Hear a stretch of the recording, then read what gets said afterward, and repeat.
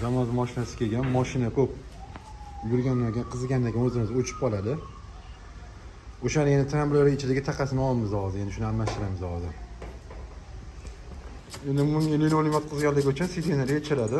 Shunga hozir endi ikkita oldi sidinani yechib, bari ko'tarib turib, endi hozirga krishkasini yechib trambularga boramiz. Endi bu yoqdagi krishkasini yechamiz. 612 volt bo'ladi bitta. Hozir o'shani yechib keyin qo'yganni bo'shatamiz.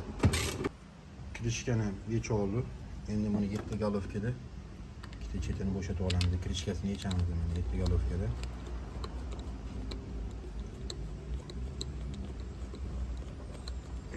Qo'limda telefon turganiga mana joyini uzib qo'ydi.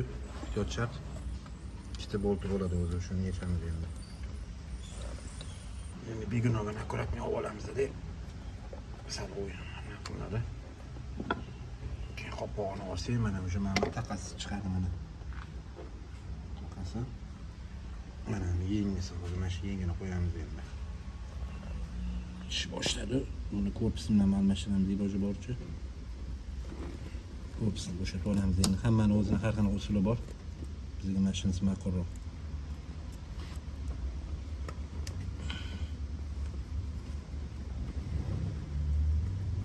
Endi kirpinasi har qanday keladi-da. Endi buni bitta yechib uramiz, bizlardan oldin o'zi perderka qilingan ekan bu.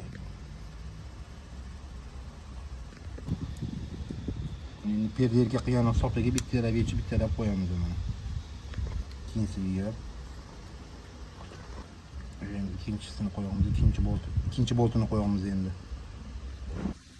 Endi modulni joyiga qotiramiz endi. Mana birinchisi ketdi.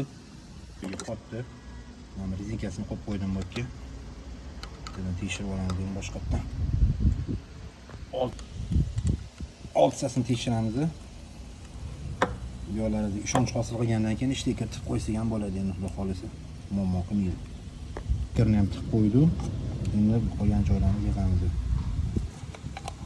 Birinchi o'chirib qopqog'i. Keyin beginogini yig'amiz. Endi trambol krishkani yig'amiz. Buni ham birinchi idrosi.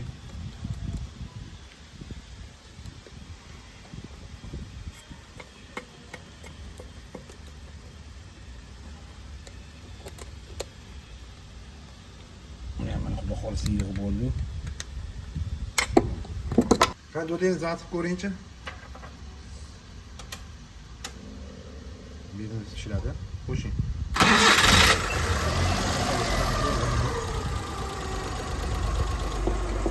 Shu mana endi hamma yechgan narsalarni xudo xolisa joy-joyiga qo'yadi.